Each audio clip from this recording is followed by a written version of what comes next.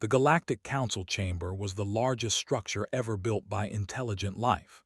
It floated in the empty space between three star systems, a massive sphere of glass and metal where representatives from 900 different species gathered to decide the fate of the universe. The chamber itself could hold 50,000 beings at once, and today, every seat was filled.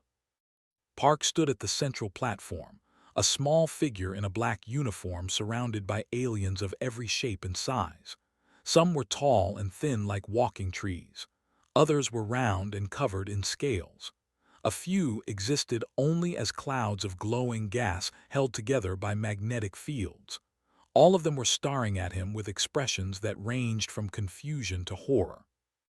He had just said something impossible. "I will repeat myself for those who did not hear clearly," said, his voice calm and steady. "The United Earth government has selected 7741b as our next colony world. The first ships will launch in 3 months." The silence that followed was absolute. Then, like a dam breaking, the chamber exploded into noise. Thousands of alien voices shouted, clicked, hummed, and screamed all at once. The translation system struggled to keep up, filling earpiece with overlapping words of shock and disbelief. The ambassador was the first to officially respond. Her body was made of living crystal, and she glowed with a soft blue light that pulsed faster when she was upset. Right now, she was pulsing very fast indeed.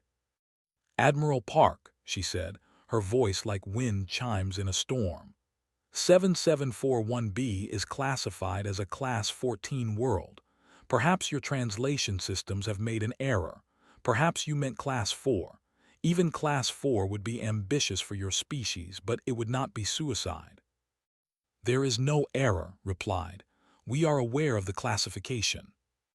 A ripple of sound moved through the chamber. The hive speaker, a massive insect creature with 6 arms and eyes that covered half its head, leaned forward in its seat. Its mandibles clicked together in a pattern that the translators rendered as mocking laughter. "The humans wish to die," the hive speaker announced. "They have grown tired of existence. This is the only explanation. No species with any desire for survival would set foot on a Class 14 world, let alone attempt to build a colony there." Stepped forward to stand beside the admiral. She was younger than him by 20 years, with short black hair and a scar that ran across her left cheek.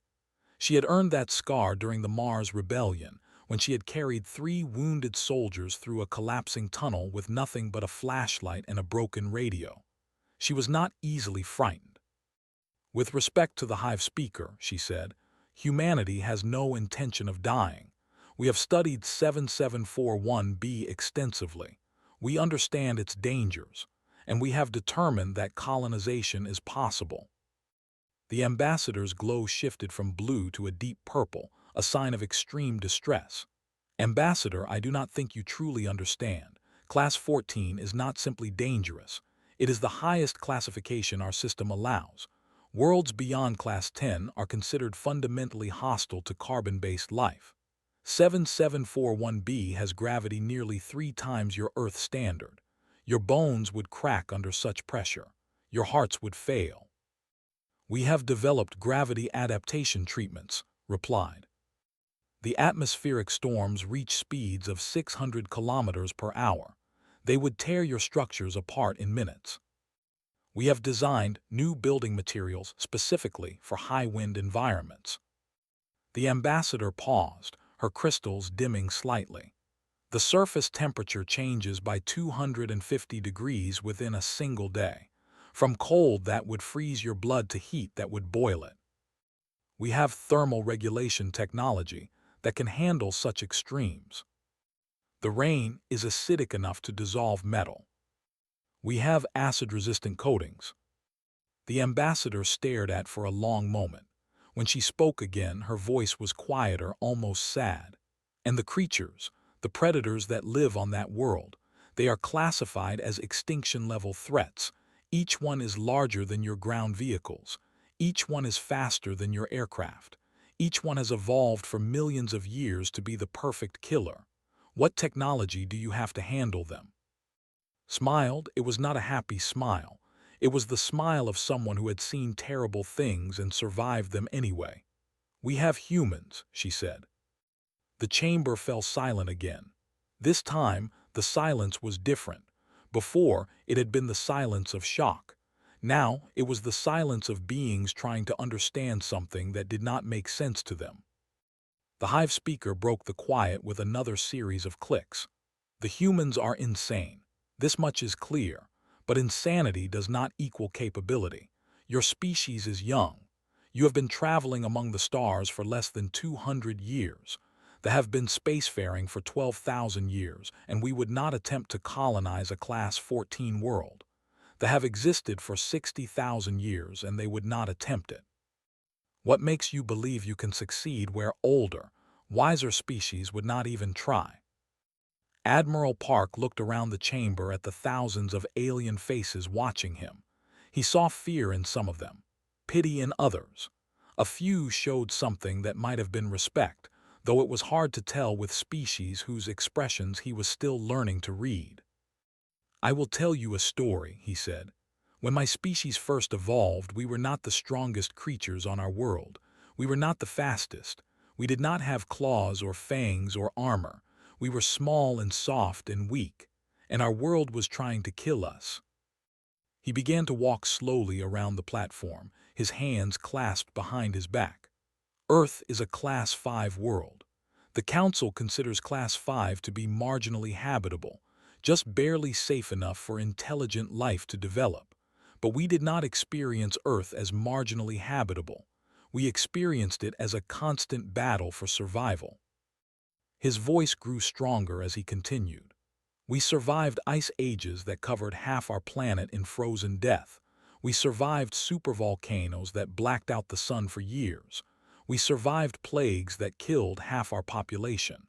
We survived predators that saw us as nothing more than easy food. And do you know how we survived? He stopped walking and turned to face the hive speaker directly. We refused to die. That is the great human secret.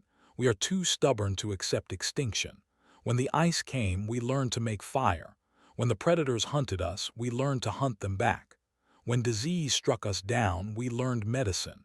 Every single thing that tried to kill us, we turned into a tool for our survival. Stepped forward again, holding up a small device that projected a holographic image of 7741b. The planet was beautiful in a terrifying way, covered in swirling storms of orange and red, its surface by volcanic activity. This world will try to kill us, she admitted. It will try very hard, and many of us will die in the attempt to tame it. We know this. We accept this. But we also know something that perhaps the rest of the galaxy has forgotten. She looked up at the hologram, her eyes reflecting the planet's deadly glow. We know that the universe does not give life to those who ask nicely. It gives life to those who take it. And humanity has always been very good at taking what it needs to survive. Admiral Park nodded once. The first survey team has already landed on 7741b. They have established a base camp in the northern hemisphere. As of this morning, all 200 members of the team are alive and working. The chamber erupted into chaos once more. But this time, beneath the shouting and the clicking and the humming, there was something new, something that sounded almost like wonder. The humans had already begun. And against all logic, against all probability, against everything the galaxy thought it knew about survival, they were still breathing. They shook so hard that Lee could feel his teeth rattling in his skull. Red warning lights flashed across every screen in the cockpit, and the sound of metal groaning under pressure filled the air like the screams of a dying animal. Outside the small windows, there was nothing but fire and lightning. Altitude 20,000 meters, the pilot announced, her voice somehow calm despite the chaos around her. Electromagnetic interference is destroying our navigation systems. I am flying blind. Gripped the armrests of his seat and forced himself to breathe slowly. Behind him, 200 volunteers sat strapped into their crash harnesses, their faces pale but determined. They had trained for 3 years for this moment. They had left behind families, friends, and the comfortable safety of Earth. They had chosen to come here, to this impossible world, because someone had to be first. "Just get us down in one piece," said to the pilot. "We can figure out the rest after we land." The pilot, a woman named Han Sora, laughed without humor. "Commander, I am not sure one piece is an option, but I will do my best to keep us in as few pieces as possible." The ship dropped suddenly, caught in a downdraft that pulled them 2,000 meters closer to the surface in seconds. Several people screamed. Someone in the back was praying in a language did not recognize. He could not blame them. The mission briefings had described the storms of 7741b in clinical, scientific terms, numbers and charts and probability calculations. None of that had prepared them for the reality of falling through an atmosphere that seemed personally offended by their existence. "Altitude 10,000 meters, Sora announced.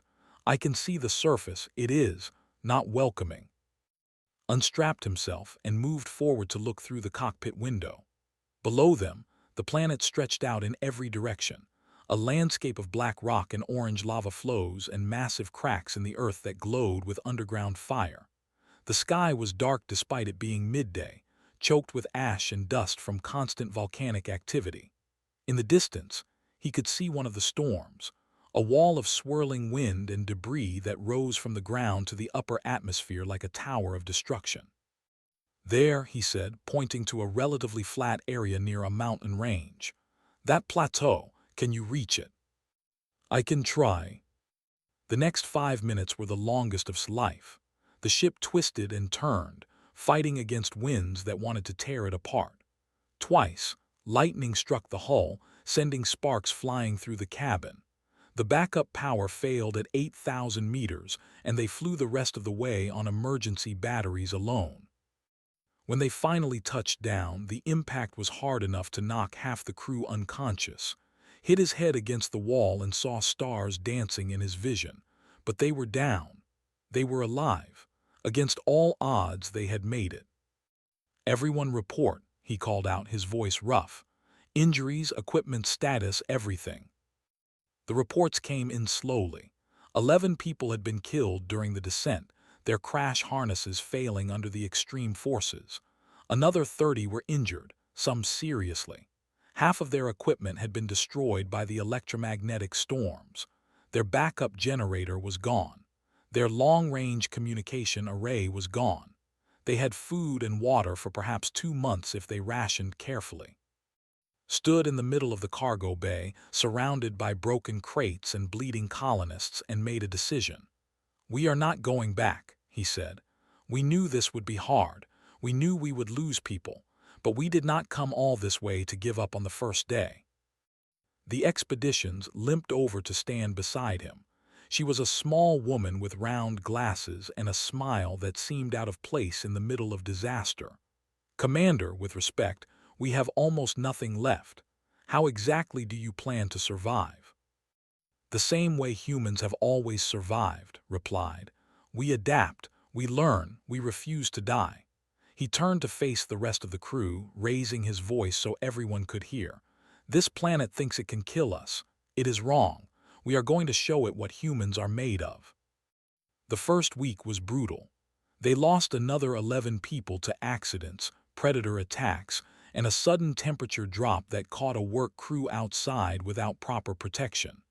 The planet seemed to throw everything it had at them, testing their limits, trying to break their will. But something strange happened during that week. The survivors did not become weaker. They became stronger. They learned that the storms followed patterns, arriving at the same time each day and lasting for exactly 4 hours. They learned that the acidic rain could be neutralized by mixing it with a mineral found in the black rocks near their landing site.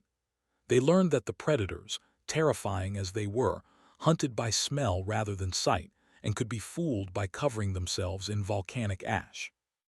Juno, the engineering sergeant, figured out how to build a working generator from the wreckage of their destroyed equipment. He worked for 3 days without sleep, his hands burned and bleeding, until suddenly the lights in their makeshift shelter flickered on and stayed on. "Power is back," he announced, his voice exhausted but proud. "It is not pretty, but it works." The atmospheric scientist discovered caves in the nearby mountains where the temperature remained stable regardless of the chaos on the surface. She mapped out 17 of them in the first 2 weeks, giving them potential shelter from the worst of the environmental dangers. And the WHO smiled even when everything was falling apart, made the most important discovery of all. She found that one of the predator species, a six-legged beast covered in armored plates, was not actually aggressive toward humans. It was aggressive toward the smell of the fuel they used in their vehicles. When she approached one without any fuel residue on her clothes, the creature simply looked at her with its 4 yellow eyes and walked away. "They are not monsters," she reported to, her eyes bright with excitement. "They are animals. Complicated, dangerous animals, but still animals. And animals can be understood. Animals can be predicted. Animals can even be trained." By the end of the first month, they had a permanent base. It was not much, just a collection of reinforced shelters built into the side of a cliff, protected from the storms by the mountain above and heated by geothermal vents below. But it was home. Their home. The first human home on a Class 14 world. Stood at the entrance of the base, looking out at the hellish landscape that surrounded them. The sky was still dark. The wind still howled. The ground still shook with distant volcanic activity, but he could see green lights flickering in the windows behind him, and he could hear voices talking and laughing and arguing about what to do next. He activated his communication device and recorded a message. It would take months to reach Earth, bounce through a dozen relay stations across the galaxy, but he knew that people were waiting to hear from them. He knew that the whole universe was watching to see if they would fail. "This is Commander Lee, Pioneer Corps, 7741B Survey Team," he said. "We have established a permanent base of operations in the Northern Hemisphere. Current population is 178. We have encountered significant challenges and suffered significant losses, but we have also learned. We have adapted. We have survived." He paused, looking up at the swirling clouds above.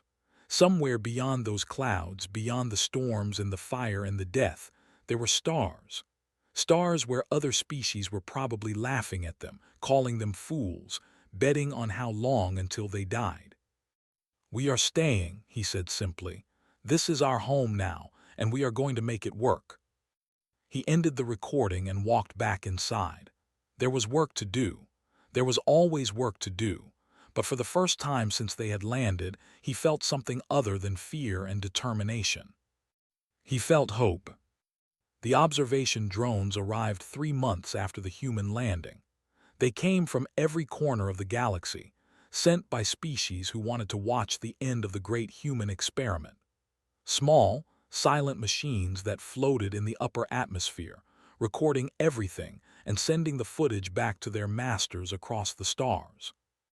The scent crystal drones that captured light in ways no other technology could match. The scent machines that could survive even the brutal storms of 7741B. The gas beings known as the hollow scent sensors that could detect the chemical signatures of death from orbit. Everyone wanted to see what would happen when the humans finally realized their mistake. What they saw instead was something impossible. 6 months after the first landing, the human settlement had a name. They called it New, after a city on there that had been destroyed and rebuilt 7 times throughout human history. The name was a statement, a promise. No matter what happens, we will rise again. The population had grown to 300. New ships had arrived, bringing more volunteers, more supplies, more determination. They had built real structures now, not just emergency shelters but actual buildings made from local materials. The black volcanic rock of the planet, when processed correctly, created a substance harder than any metal the humans had brought with them. They called it, and they used it for everything. Stood at the center of New, directing the construction of what would become the colony's first hospital. She was 53 years old, with gray hair that she refused to dye, and a voice that could be heard from one end of the settlement to the other without any amplification. Before coming to 7741B, she had been a city planner on Earth, responsible for rebuilding Seoul after the Great Flood of 2157. She knew how to create something from nothing. "The foundation needs to go deeper," she shouted to the construction crew. "Remember, we get earthquakes every few days here. I do not want this building falling down the first time the ground shakes." One of the workers, a young man named O, wiped sweat from his face and grinned. "Director, we have already gone deeper than any foundation on Earth. How much more do you want?" "Deeper until I say stop," she replied. "And then a little deeper after that. This planet wants to kill us. We are going to build things that laugh at its attempts." Across the settlement was making progress on her most ambitious project yet. The six-legged predators, which the colonists had started calling bulldogs because of the way they moved, were not only peaceful when approached correctly, they were actually useful.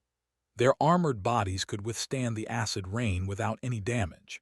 Their powerful legs could carry heavy loads across terrain that would destroy any vehicle, and their keen senses could detect approaching storms hours before any human instrument.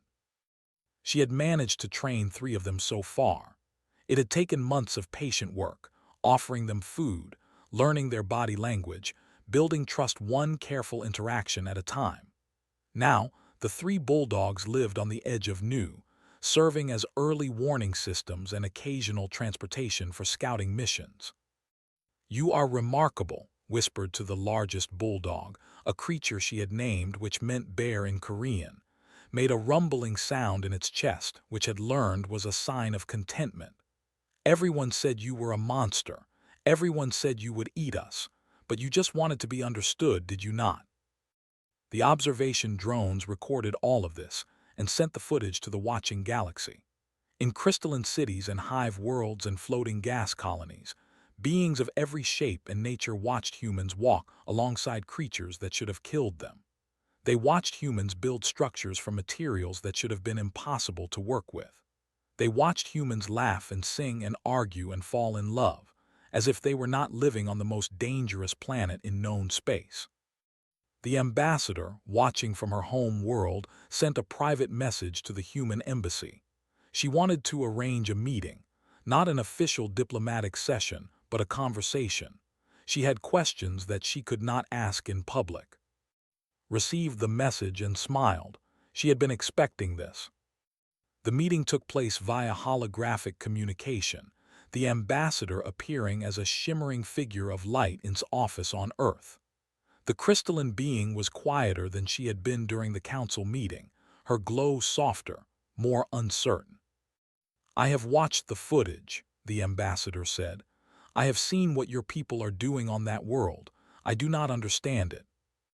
"What specifically do you not understand?" asked. "Everything." The ambassador's crystals flickered with colors that the translator could not interpret. "Your people should be dead. The mathematics of survival on a Class 14 world are clear. No species with your physical limitations should be able to last more than a few weeks, yet your people have thrived. They have built. They have domesticated predators." Nodded slowly. "Does that frighten you?"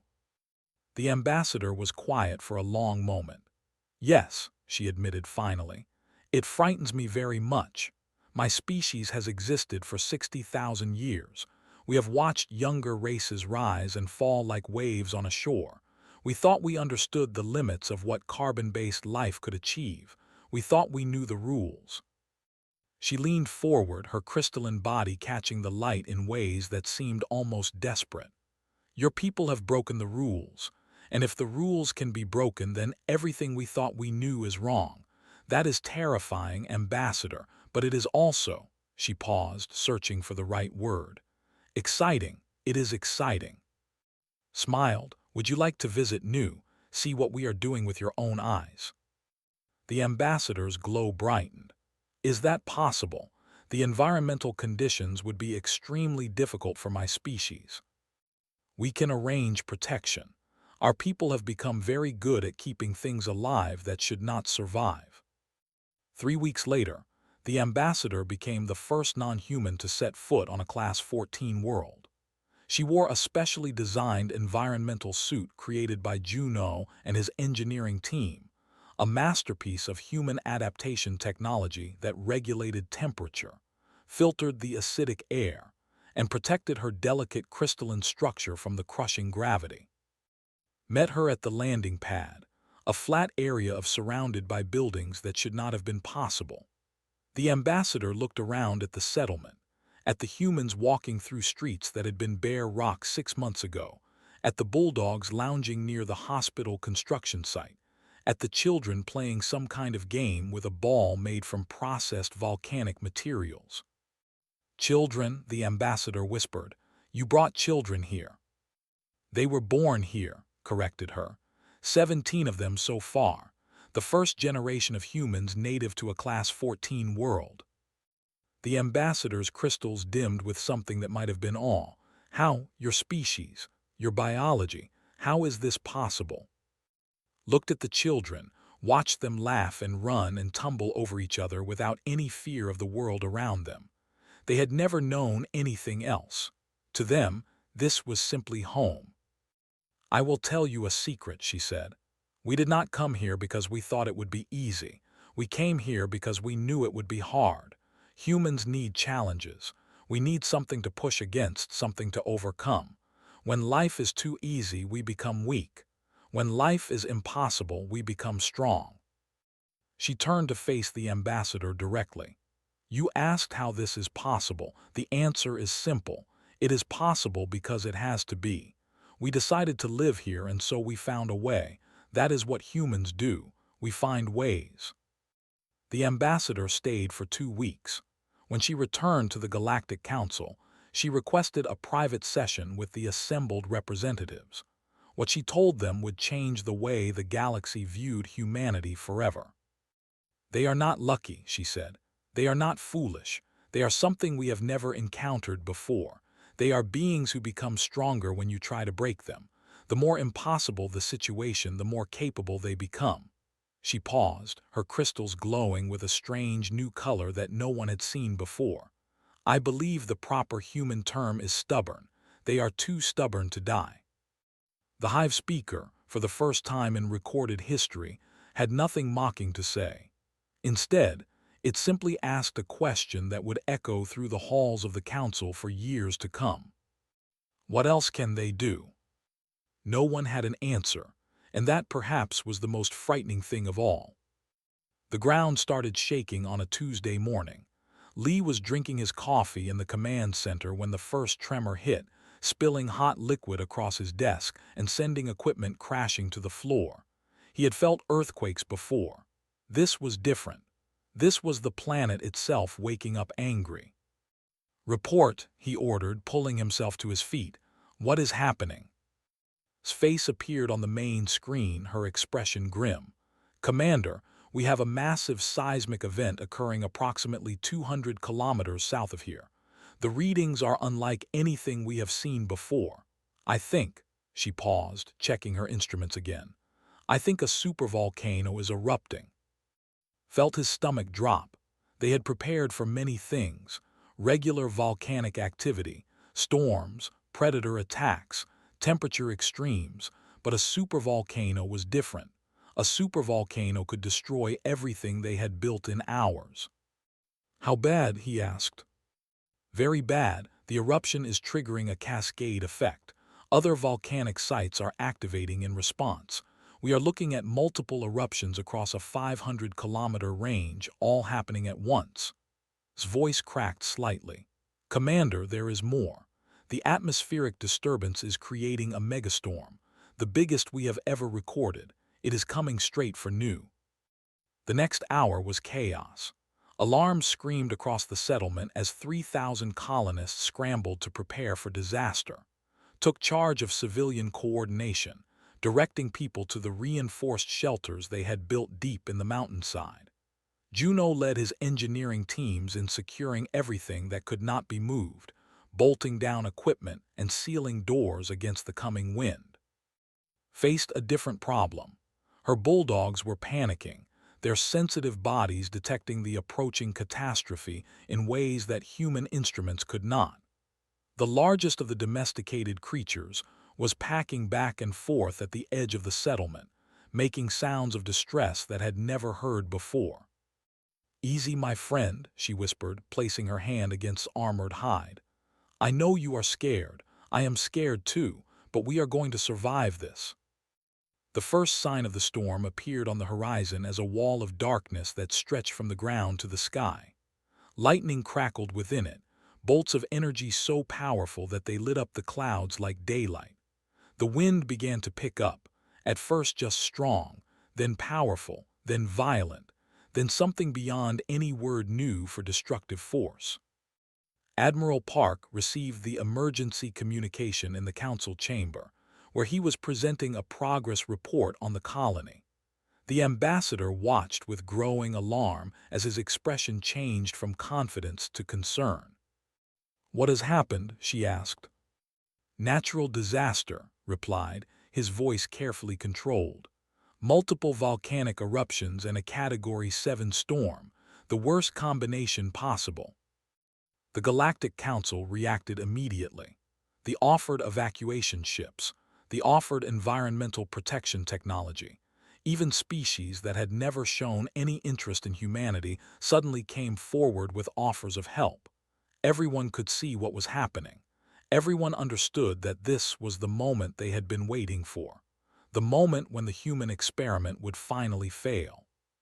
"We can have rescue vessels at your colony within 6 hours, the Hive speaker announced. "Your people can be safely transported to any habitable world of their choosing. The colony can be rebuilt elsewhere, on a world that is actually survivable." Listen to the offer. He looked at the footage streaming in from new, showing buildings bending in the wind and lava flows creeping closer from the south. He saw the fear on the faces of his people as they huddled in shelters that had never been tested against anything like this. Then he shook his head. "Thank you for the offer," he said. "We decline." The chamber fell silent. The ambassador stared at him with an expression that might have been admiration or might have been horror. "Admiral Park, with respect, this is not the time for pride. Your people will die if they stay." "My people will die if they run," replied calmly. "Not today perhaps, but eventually. If we abandon New now, we prove that we cannot survive on a Class 14 world. We prove that the galaxy was right about us. We prove that humans are just another species with limits that cannot be exceeded." He straightened his shoulders. "We did not come here to prove them right. We came here to prove them wrong." On the surface of 7741B received word that no rescue was coming. He was not surprised. He had not expected them to leave. That was not who they were. "All right," he said to his command team, gathered around a flickering holographic display of the approaching disaster. "We cannot stop the volcanoes. We cannot stop the storm. So what can we do?" Juno spoke first. "The lava flows are following natural channels in the terrain. If we use controlled explosions, we might be able to redirect them away from the settlement. It would be dangerous, but possible." Nodded. "The storm will pass in approximately 19 hours. If we can anchor everything and seal the shelters completely, we might survive the wind. The real danger is flooding from the storm surge combined with the ash fall. We need to create drainage channels." Added her own piece. "The predator swarms are migrating toward us, driven by the volcanic activity. They see New as safe ground. If they reach us during the storm, the combination could be devastating." She paused. "But I have been working on something. A pheromone compound that marks territory as claimed by a dominant predator. If I can synthesize enough and spread it around the perimeter of the settlement, the swarms might bypass us entirely." Looked at each of them in turn. These were the people who had chosen to come here, knowing the risks. These were the people who had refused to give up, even when everything was against them. These were his people. "Do it," he said, "all of it. We have 19 hours. Let us show this planet what we are made of." The next 19 hours were the longest in the history of New.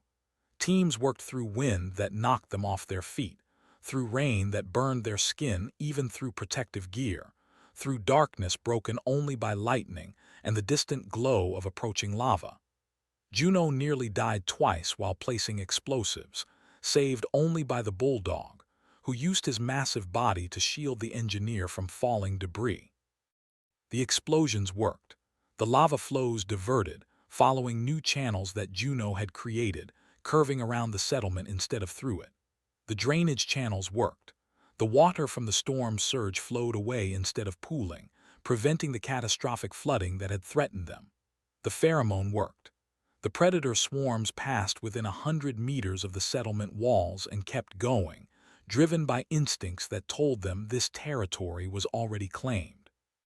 When the storm finally passed, 19 hours and 17 minutes after it began, the colonists emerged from their shelters to find news still standing. Damaged, yes. Some buildings had collapsed, equipment had been destroyed. 3 people had been killed when a shelter wall gave way. But the settlement was intact. The people were alive. They had survived the unsurvivable. Walked through the streets of the battered colony, stepping over debris and around pools of acidic water that still steamed in the morning light. She stopped at the center of the main square, where a flagpole still stood despite everything. The flag that flew from it was tattered and burned, barely recognizable as the symbol of the United Earth government. But it was still flying.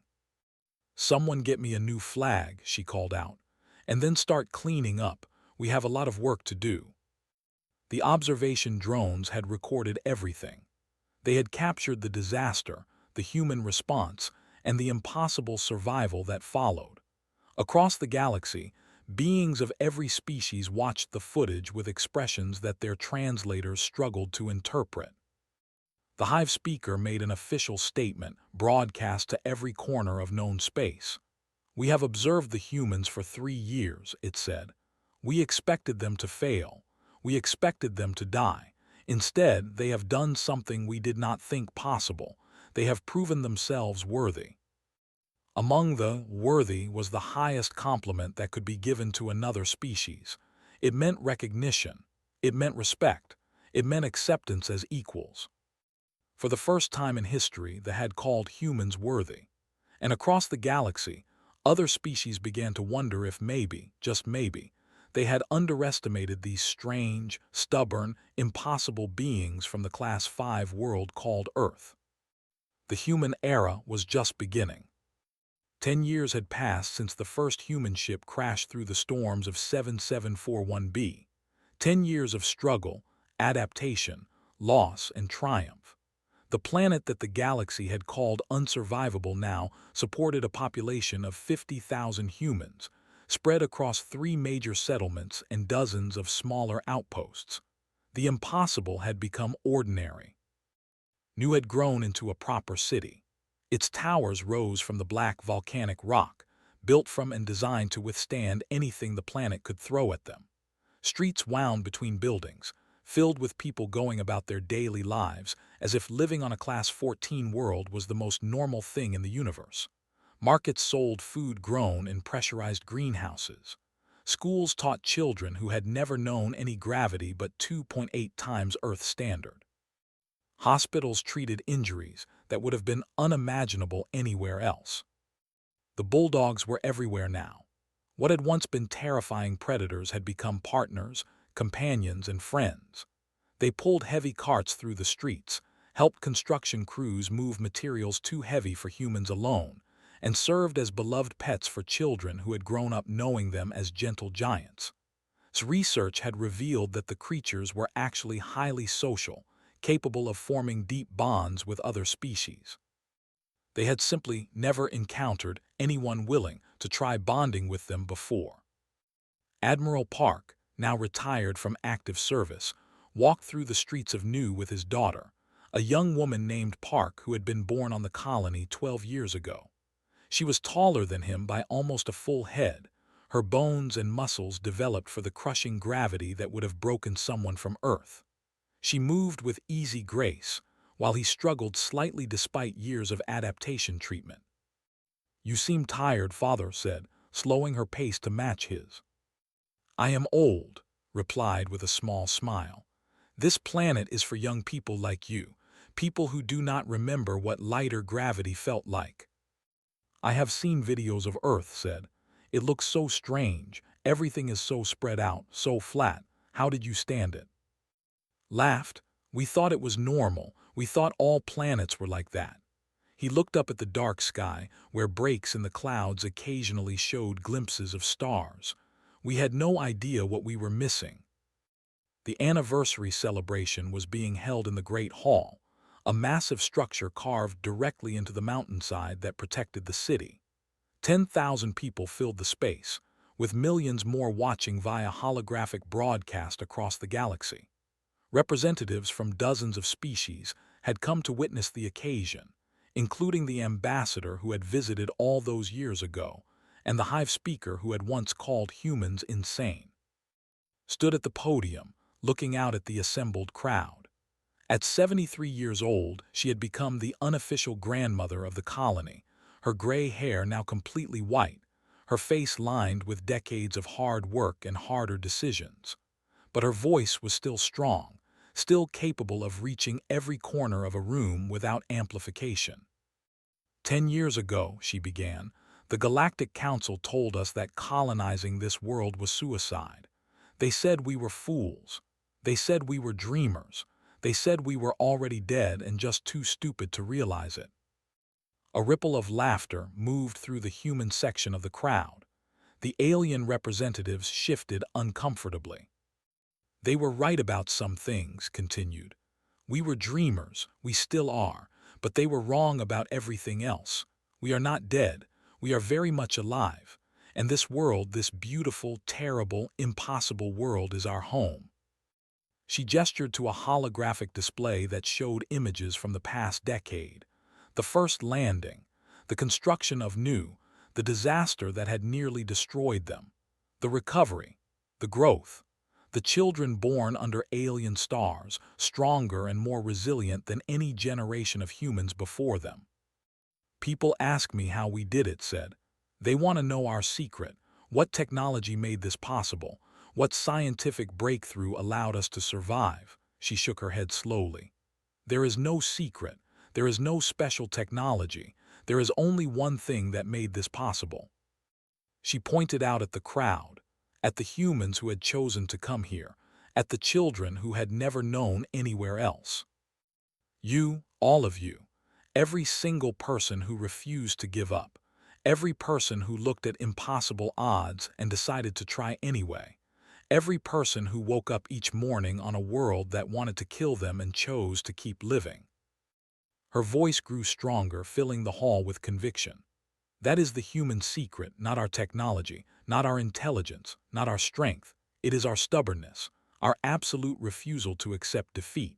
The galaxy gave us a Class 5 world and called it home, so we decided to find a Class 14 world and call that home too, because that is who we are.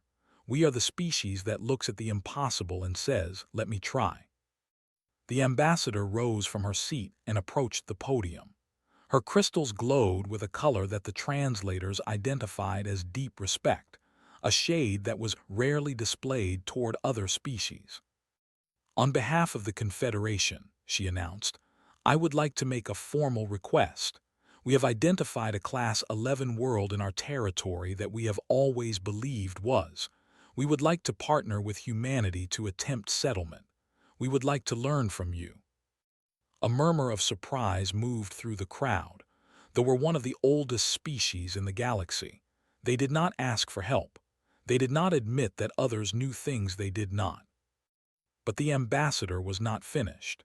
In the 60,000 years of our existence, we have met many species. We have watched civilizations rise and fall. We have seen empires span galaxies and collapse into dust.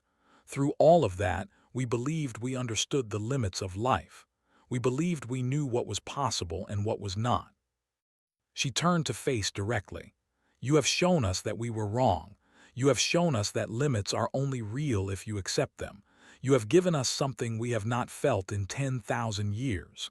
She paused, her crystals pulsing with emotion. You have given us hope. The hive speaker rose next, its massive form casting shadows across the hall. The collective also makes a request. Our is dying.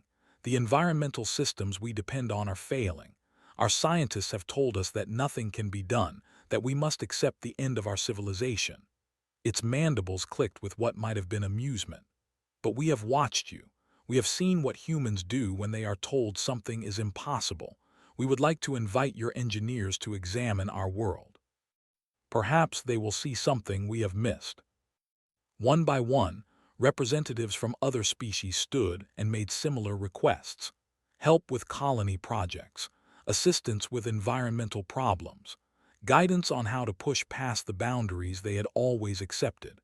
In the span of an hour, humanity went from a young species that no one took seriously to the most requested partner in the galaxy. Now elderly but still sharp, watched from the front row with tears in her eyes.